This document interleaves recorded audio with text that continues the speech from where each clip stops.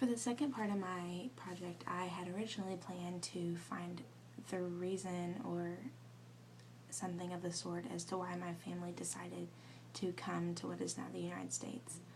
I had a lot of trouble finding any record of how Reverend May got to Virginia or when he got to Virginia, so I decided to look at something a little bit different.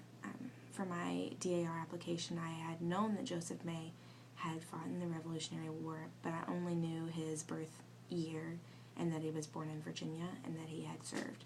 So I decided to take a little bit closer look at what would prompt somebody to enlist voluntarily in a war that seemed almost impossible, being as small and unskilled as maybe the American Army had been.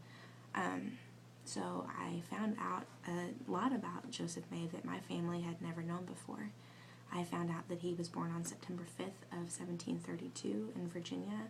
I wasn't able to find out what city he was born in, but I did find out that he was born in Virginia. He voluntarily enlisted in the Revolutionary War, and when he returned from his tour, he found that his wife had died and that his 3 children were left without him or their mother. He also found that his brother had been conscripted to war, and he decided to make a deal with his brother. He said, okay, if you'll watch my 3 children, I will go back and fight your time in the war, because it's something I feel passionate about and something that I feel like I need to do. And Joseph's brother agreed, and so Joseph went off and served the rest of his brother's time in the Carolinas under General Francis Marion. General Marion's army was nestled back in the swamps, which is how they planned their attacks. They would leave the swamps and go and attack the British posts, and from what I found, they were extremely successful in killing the British soldiers. They would then retreat back into the swamps where the stronger and faster British were not able to keep up with them or find them. Their success continued all the way through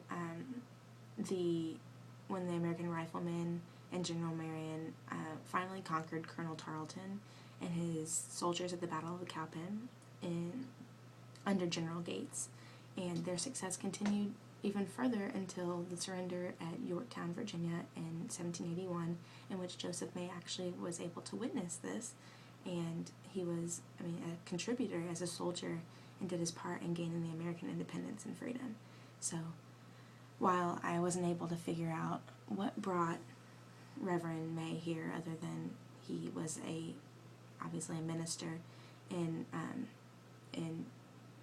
Virginia, I did find that there was the beginning of a history of extreme American pride and patriotism, starting with Joseph May and continuing throughout my family tree, where I found several World War I veterans, World War II veterans, and so on and so forth. So it was really exciting for me to be able to find this out for my family, something that they hadn't known before, and I really enjoyed the opportunity to learn this about my family.